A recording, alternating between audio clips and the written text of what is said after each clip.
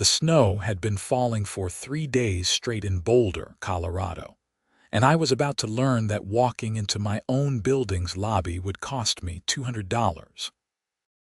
I pushed through the glass door of the Pine Ridge condominiums on a frigid Tuesday morning in January, my boots caked with wet snow from the parking lot. The building management had cleared the walkways, but the fresh powder kept accumulating faster than anyone could shovel. I stomped my feet a couple times on the mat inside the entrance, grabbed my mail from the wall of mailboxes, and headed toward the elevator. By the time I reached my unit on the 4th floor, I had already forgotten about the whole thing. My name is Trevor Zimmerman, and I had lived in this building for about 8 months. The place was nice enough, modern construction from about 5 years ago, with all the amenities you would expect from a mid-range condo complex. Gym in the basement, small community room, decent parking garage underneath. The monthly HOA fees were reasonable at $350, which covered snow removal, building maintenance, insurance, and the usual stuff. I worked remotely as a software developer, so I spent most of my time in my 2-bedroom unit, rarely interacting with neighbors or getting involved in the community politics. That changed 4 days later when I found the letter. It was Saturday morning, and I went down to check my mail again. Among the credit card offers and grocery store flyers was an official-looking envelope with the HOA logo printed in the corner. I tore it open while waiting for the elevator. Notice of violation and fine was printed in bold letters at the top. According to the letter, I had violated Section 7.3.4 of the HOA bylaws by tracking excessive snow and moisture into the common areas, creating a hazard and requiring additional cleaning services. The fine was $200, payable within 30 days. There was a grainy photograph attached showing wet footprints on the lobby floor. The date stamp indicated Tuesday, the day of the heavy snowfall. I stood there reading it 3 times, certain there must be some mistake. $200 for walking into my own building with snow on my boots. During a blizzard in Colorado. The whole thing seemed absurd. The letter indicated that the violation had been reported by Patricia Henworth, the HOA president. I had only met Patricia once during my move-in, a woman in her mid-50s with a severely styled bob haircut and the kind of smile that never quite reached her eyes. She had given me a stack of papers about building rules and mentioned something about keeping the place pristine for everyone's enjoyment. I immediately went back to my unit and dug out my copy of the HOA bylaws, a thick booklet I had briefly skimmed when I bought the place. I found Section 7.3.4 buried on page 37. The actual wording said that residents must take reasonable care to minimize the tracking of outdoor elements into common areas, particularly during inclement weather, to maintain cleanliness and safety standards. Reasonable care. I had wiped my feet on the mat. That seemed perfectly reasonable to me. I spent the weekend stewing about it. $200 was not going to break me, but the principle of the thing gnawed at me. This was not about safety or cleanliness. This was about control. I had heard stories about HOA nightmares from friends and online, but I never thought I would end up in one myself. On Monday morning, I decided to handle it the mature way. I would go talk to Patricia directly, explain that I had indeed wiped my feet, and surely we could resolve this misunderstanding. The building office was located on the 1st floor, down a hallway past the mailboxes. I knocked on the door marked HOA office at 9:30 in the morning. "Come in," a clipped voice called. Patricia sat behind a desk that was far too large for the small office. She had reading glasses perched on her nose and was reviewing a spreadsheet on her computer. She glanced up at me without much interest. "Can I help you?" she asked. Hi Patricia, I'm Trevor Zimmerman from Unit 412. I got this letter about a fine. I held up the notice. I wanted to discuss it because I think there might be a misunderstanding. She took off her glasses and leaned back in her chair. Mr. Zimmerman. Yes, I remember issuing that violation. There's no misunderstanding. You tracked snow through the lobby on Tuesday. I have photographic evidence. I did wipe my feet on the mat when I came in, I said, keeping my voice calm. It was a blizzard outside. There's going to be some snow no matter what. The bylaws are quite clear, Patricia said. Residents must take reasonable care. Based on the photograph, you clearly did not take sufficient care. The cleaning crew had just finished mopping that floor an hour before you came in. Your footprints necessitated additional cleaning services, which costs the HOA money. But I did wipe my feet.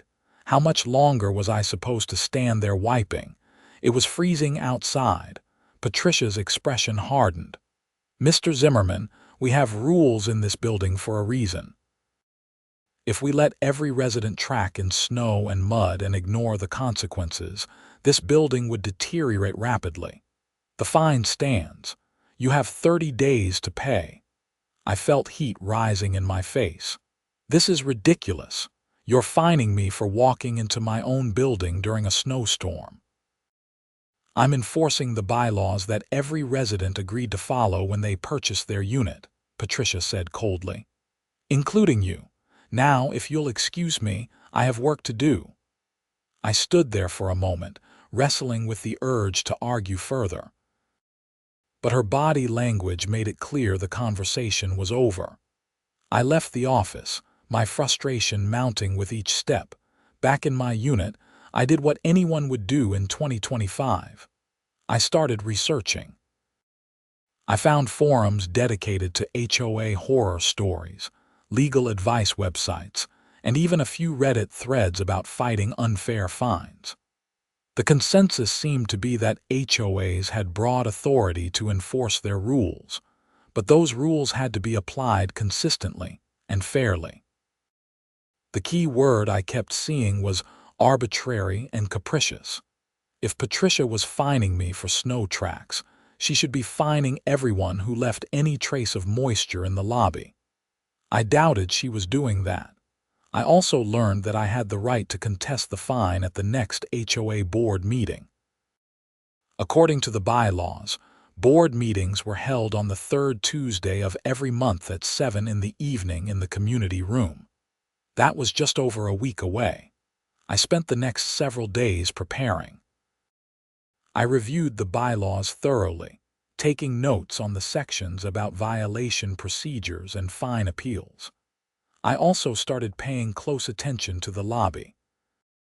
I positioned myself by the window of the ground floor gym, which had a perfect view of the entrance, and watched residents come and go during a light snow shower on Wednesday. Sure enough, nearly everyone who entered left some trace of moisture on the floor. Most people did a quick stomp on the mat, just like I had done. Some barely even paused before heading to the elevators. Yet I saw no one else receiving violation notices in their mailboxes over the following days. I checked daily, timing my mail runs to coincide with when others were picking up their deliveries. The lack of other violations was conspicuous. I also did something else. I set up my phone to record video as I entered the building on Thursday afternoon during another light snowfall. I made sure to capture myself thoroughly wiping my feet on the mat, stomping at least 4 or 5 times, wiping the sides of my boots, really making a show of it. Then I filmed my footprints afterward. They were barely visible, just the faintest outline of moisture that would evaporate within minutes. The following Tuesday evening, I walked into the community room at 6:55, armed with my notes, my video evidence, and a determination to fight this absurd fine. The room was set up with a folding table at the front for the board members, and about 20 chairs arranged in rows facing them. Only 3 other residents were present. two elderly women sitting together, and a middle-aged man absorbed in his phone. Patricia arrived precisely at 7, accompanied by two other board members I had never met. She introduced them as Douglas Harding, the vice president, and Sheila Carmichael, the secretary. They took their seats, and Patricia called the meeting to order with a rap of her knuckles on the table. The first 30 minutes were devoted to routine business, budget updates, a discussion about replacing the lobby furniture, and a debate about whether to repaint the hallway on the second floor. I sat through it all, waiting for the opportunity to speak. Finally, Patricia said, "We'll now open the floor to resident comments and concerns. Please keep remarks brief and relevant to building matters." I stood up. "I'd like to contest a fine I received." Patricia's expression tightened. "Mr. Zimmerman, as I explained to you, the fine was issued in accordance with the bylaws. I understand that, but I believe the fine was unjustified and inconsistently applied," I said, moving to the front of the room. "I was fined $200 for allegedly tracking excessive snow into the lobby. However, I did wipe my feet on the mat, as the bylaws require residents to take reasonable care. I have video evidence showing that my footprints were minimal." I pulled out my phone and played the video. Patricia watched with her arms crossed, her face impassive. Douglas and Sheila leaned forward, seemingly more interested. "As you can see," I continued, "I thoroughly wiped my feet. The resulting footprints were barely visible and would have evaporated quickly. Furthermore, I've observed numerous other residents entering during snow with similar or worse results, and none of them have received fines. This suggests the rule is being applied arbitrarily." "Do you have evidence of these other residents?" Patricia asked sharply. "I have observations," I said. "I've been monitoring the lobby, and I can testify to what I've seen." "Observations are not evidence," Patricia said. "I photograph violations when I see them. If other residents are not being fined, it's because I haven't witnessed them committing violations. That doesn't make your fine invalid." Douglas cleared his throat. "Patricia, I have to say this does seem a bit harsh. It's winter in Colorado. People are going to track in some snow." "The bylaws don't make exceptions for weather," Patricia snapped. "If we start ignoring violations because of inconvenience, the rules become meaningless." "But $200, Sheila said hesitantly. "That's our maximum fine for serious violations. This seems more like a minor issue." "The cleaning crew had to be called back," Patricia insisted. "That's a cost to the HOA. The fine is appropriate." I seized on this. "Can I see the invoice from the cleaning crew? If the HOA incurred actual costs, I'd like to verify them." Patricia's jaw clenched. "That information is in our financial records." "Which residents have the right to review," I said. I had done my homework. "I'd like to request a copy of any invoices related to additional cleaning services on the date in question."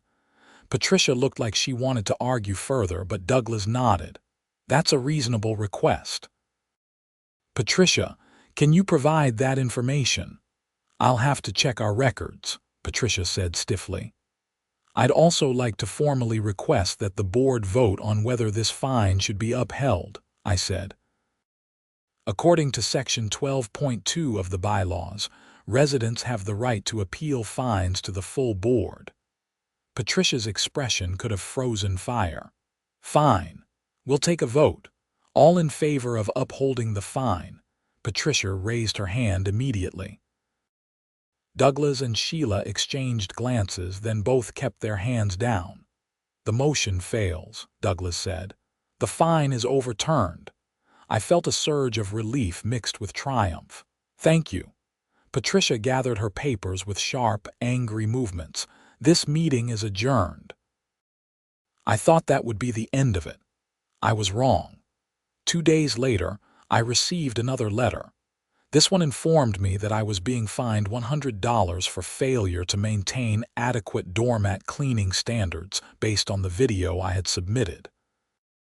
According to Patricia's interpretation, the video proved that the existing doormat was insufficient, and therefore I needed to take extra measures, such as bringing my own cleaning cloth or spending more time wiping my feet.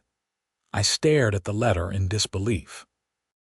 She was now using my own evidence against me, twisting the bylaws into pretzels to justify her vendetta.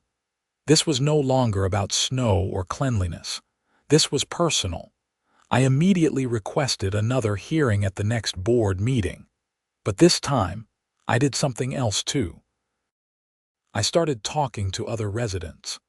I knocked on doors in my building and introduced myself, asking if anyone else had received unreasonable fines or had issues with the HOA. The response was eye-opening. A woman named Carol on the third floor had been fined $150 for hanging a small American flag on her door, which Patricia claimed violated the decoration policy.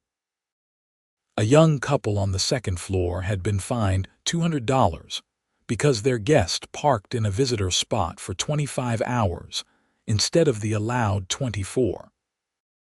An older man on the fifth floor had been fined for excessive noise when he had friends over for a birthday party that ended at 9:30 at night, well within quiet hours.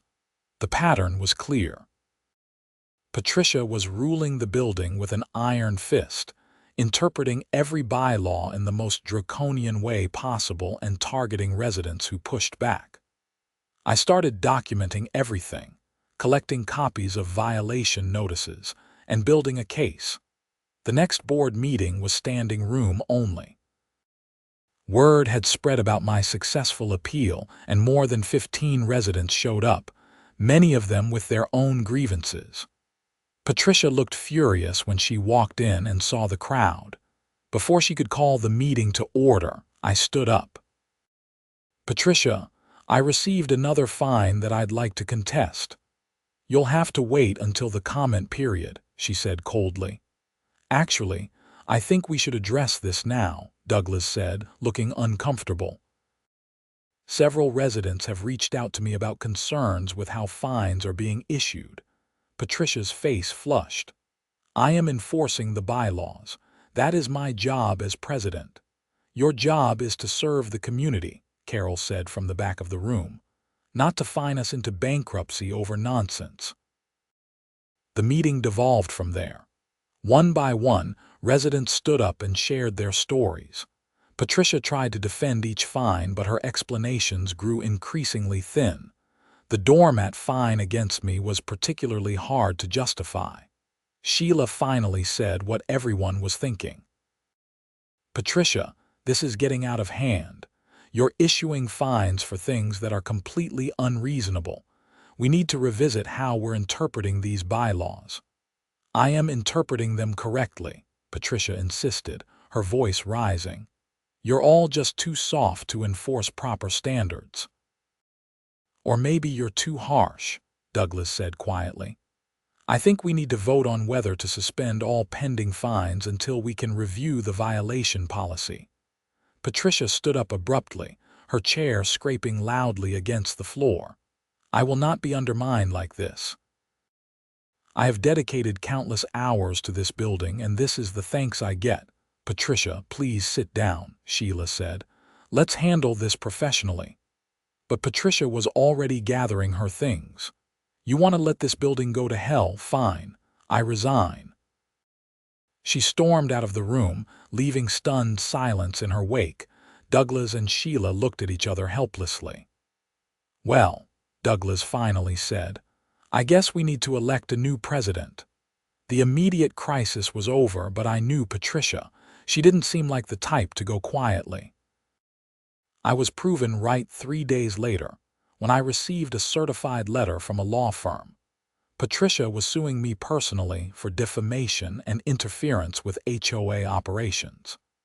She claimed that my actions at the board meeting had damaged her reputation and forced her resignation.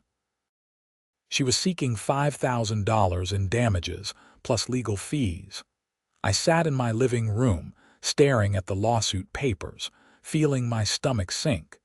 This had spiraled so far beyond a stupid snow fine.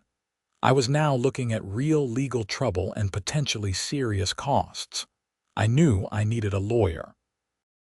I spent the weekend calling around and finally found one who specialized in HOA disputes. Her name was Lisa Garrett, and she had an office in downtown Boulder. I met with her the following Tuesday. "This is pretty typical for HOA disputes," Lisa said after reviewing all my documentation. "Board members who get challenged sometimes lash out. The good news is her case is weak. You have clear evidence that you were exercising your rights as a homeowner. Nothing you did was defamatory. You stated facts and raised legitimate concerns." "So what do I do?" I asked. "We file a response and we counterclaim," Lisa said. "Patricia abused her position to target you with unjustified fines. That's breach of fiduciary duty. We can also argue harassment. Plus, if she incurred any HOA funds pursuing this vendetta, that's misappropriation." "How much is this going to cost me?" Lisa gave me a sympathetic look. "My retainer is $2,000. Depending on how far this goes, it could be more. But honestly, I think once we file our response, her lawyer will advise her to drop it. This is a slap suit designed to intimidate you." "She doesn't really want to go to court." I hired Lisa and tried to focus on my actual job while she handled the legal maneuvering. Meanwhile, life in the building continued. Douglas had been elected as the new HOA president, and one of his first acts was to suspend all of Patricia's recent fines, pending a full review. The board also revised the violation policy to require photographic evidence, written warnings for first offenses, and proportional fines based on actual damages. Things were looking up. Then the snow came back. Colorado got hammered by a major winter storm in early February. We received nearly 2 feet of snow over a 3-day period. The building's snow removal crew was working overtime to keep the walkways clear, but it was a losing battle. The entrance lobby became a perpetual puddle as residents came and went. I was heading down to the gym one morning when I saw Patricia in the lobby. She was standing near the entrance with her phone out, photographing the wet floor and the snow-covered boots of people coming in. She had apparently been waiting for exactly this scenario. When she saw me, her lips curled into a thin smile. "Hello, Trevor. Enjoying the weather?" "What are you doing?" I asked, though the answer was obvious. "Documenting violations," she said sweetly. "Just because I'm no longer president doesn't mean I can't report problems to the board. This lobby is a disaster. Someone should be held accountable." I felt anger flash through me, but I kept my voice level. "You need to move on, Patricia." "I'll move on when this building is run properly again," she said, "which clearly isn't happening under Douglas's leadership." She brushed past me toward the elevator, leaving me standing there fuming. I pulled out my own phone and texted Douglas, warning him that Patricia was likely about to flood him with violation reports. His response came quickly. "Already got 6 emails from her this morning. Don't worry, we're ignoring them." But Patricia wasn't done. Over the next week, she became a constant presence in the lobby, photographing every wet footprint, every dropped snow clump, every hint of moisture on the tile. She sent dozens of emails to the board demanding action. She posted complaints on the building's Facebook group. She even created a blog called Pine Ridge Accountability Watch, where she detailed every perceived violation and criticized Douglas's leadership. Most residents ignored her, but she was starting to wear people down. The constant negativity was poisoning the building's atmosphere. Douglas called an emergency board meeting to discuss how to handle the situation. "She's not violating any rules," Douglas said, rubbing his temples. She's not threatening anyone or trespassing. She's just being incredibly annoying. Can we ban her from common areas? Sheila suggested. Not unless she's actually disrupting something, Lisa advised. I had asked her to attend the meeting to provide legal guidance. She has the same rights as any other resident. So we just have to put up with her, I asked. Unfortunately, yes, Lisa said. Unless she does something actually illegal or violates the bylaws herself. As if on cue, Patricia did exactly that. It was a Saturday morning, and I was coming back from a coffee run. The snow had stopped, but the lobby floor was still damp from the morning traffic. As I entered, I saw Patricia standing near the elevator with her phone, clearly waiting to photograph someone tracking in snow. I looked down at my boots. They were slightly damp but mostly clean. Still, I knew she would find something to complain about. An idea struck me. It was petty, it was childish, but after weeks of dealing with her harassment, I didn't care anymore. I stopped at the entrance mat and began wiping my feet. Not just a quick stomp, but a thorough, deliberate cleaning. I scraped each boot carefully against the mat, front to back, side to side. Then I did it again. And again. Patricia watched me with growing confusion, her phone still raised. I kept wiping. I lifted one foot and rotated it, making sure every angle of the sole scraped across the mat. Then the other foot, then back to the first.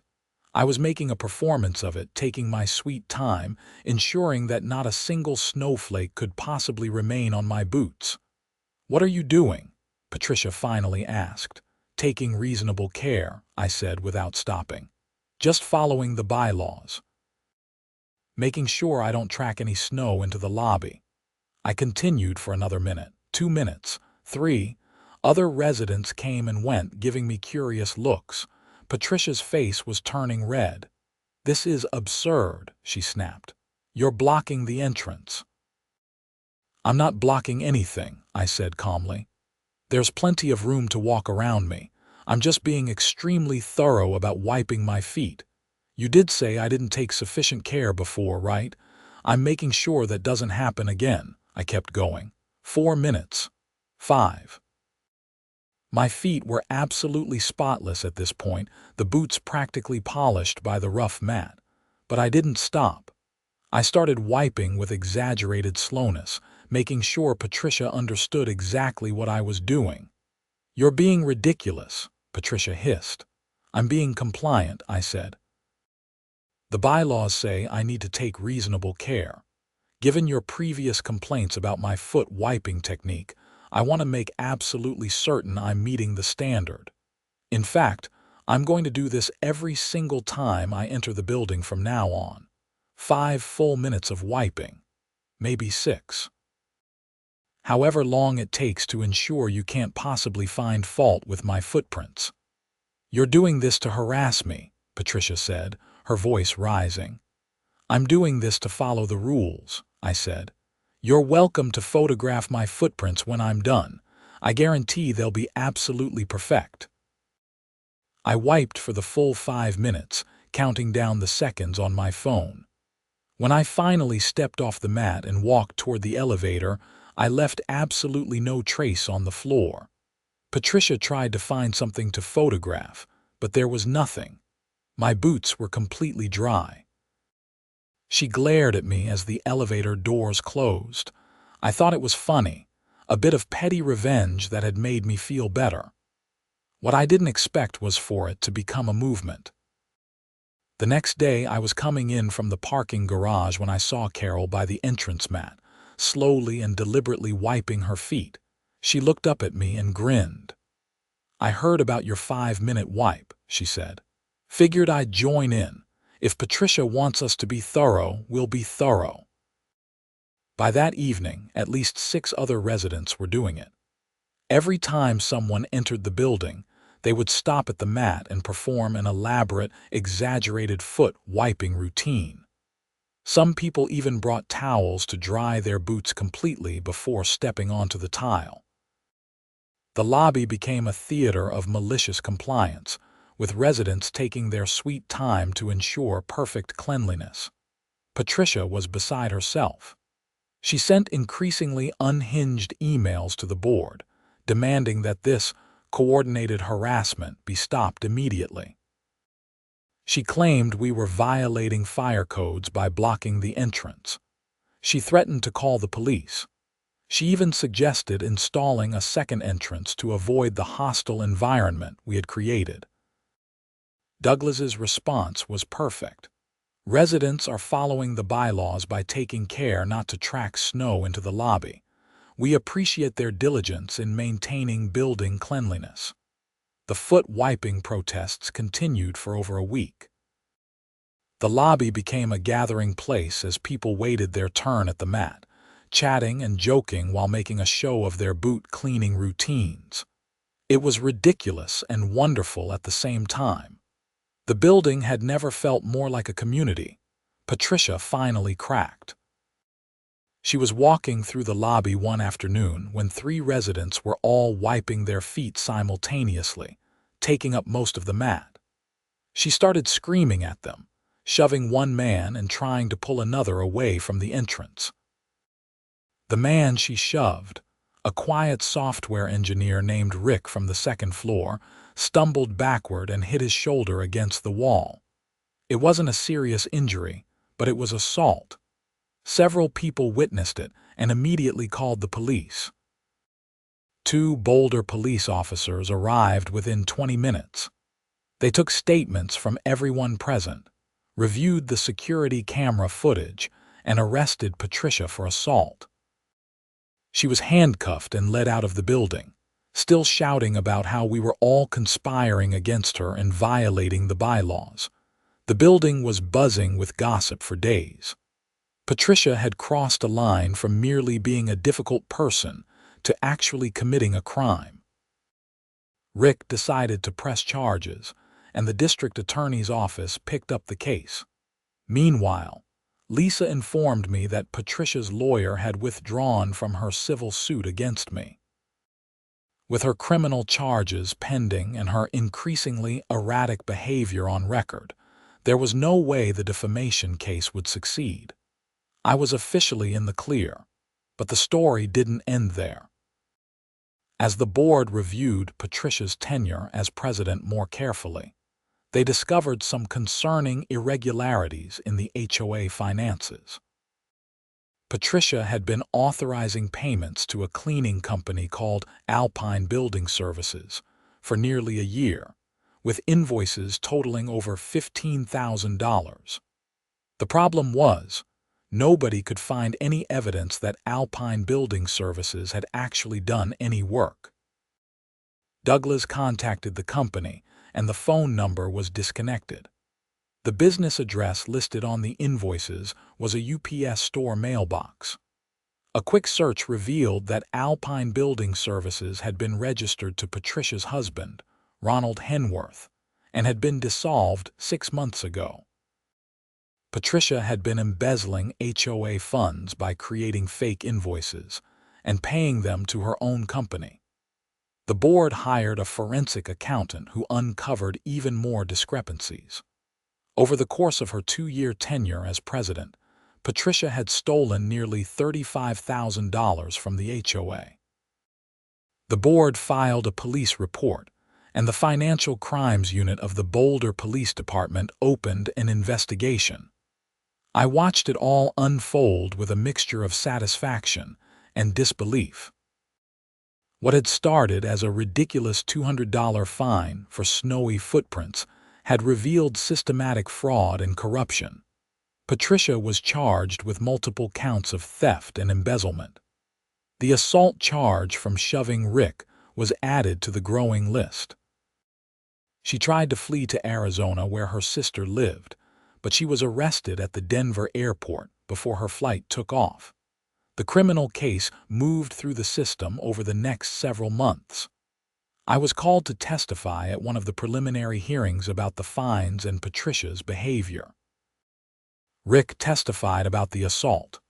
The forensic accountant presented evidence of the embezzlement. It was an open and shut case. In June, Patricia pleaded guilty to all charges as part of a plea agreement. She was sentenced to 3 years in prison, ordered to pay full restitution to the HOA, and banned from ever serving on a homeowners association board again.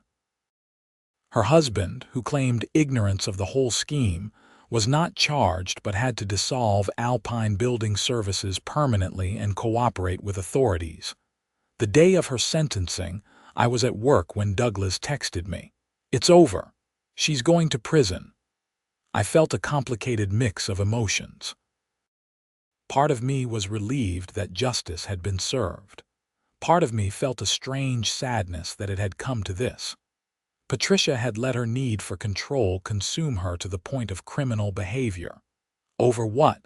Wet floors and power trips, the building slowly returned to normal over the summer. Douglas proved to be an excellent HOA president, focusing on actual maintenance issues and community building events rather than nitpicking violations. The foot-wiping protests ended, though the story became legendary among residents. New people moving into the building would hear about it and laugh in disbelief. Rick's shoulder healed with no permanent damage, and he eventually started dating Carol from the 3rd floor, bonding over their shared experiences of Patricia's tyranny. The HOA recovered most of the stolen funds through asset seizure and restitution payments. The building even installed a new, better drainage system in the lobby entrance to handle snow melt more effectively. As for me, I paid a lot more attention to HOA matters after that. I ran for the board in the fall election, and won, determined to make sure someone like Patricia never gained that kind of unchecked power again. We revised the bylaws to include better financial oversight, term limits for board members, and clearer definitions of what constituted a violation. We also implemented a rule that all fines over $50 required approval from at least 2 board members, not just the president. I learned a lot from the whole experience. I learned that small injustices, if left unchallenged, can reveal much larger corruptions. I learned that communities are only as healthy as the people willing to speak up when something is wrong. And I learned that sometimes the best response to bureaucratic petness is a good dose of malicious compliance and a willingness to wipe your feet for 5 straight minutes. One snowy morning in December, almost a year after the original fine, I was entering the lobby when I noticed a new resident struggling with the door, his arms full of grocery bags. I held it open for him, and he thanked me hurriedly as he rushed to the elevator, leaving a trail of wet footprints across the tile. I smiled and wiped my own feet on the mat. Just a quick stomp, nothing excessive. Reasonable care, exactly as the bylaws intended. The floor was a little wet. The building was still standing. Life went on. I grabbed my mail and headed upstairs, finally at peace in my own home.